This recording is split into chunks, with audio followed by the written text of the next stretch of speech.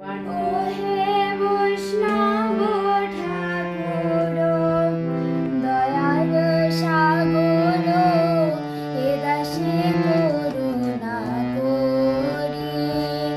ওহে বৈষ্ণব ঠাকুর দয়ার সাগর এ দাসে করুণা করি। দিয়া পদ ছায়া শুধুই আমারি, দিয়া পদ ছায়া শুধুই আমারি, তোমারও চরণ ধরি, তোমারও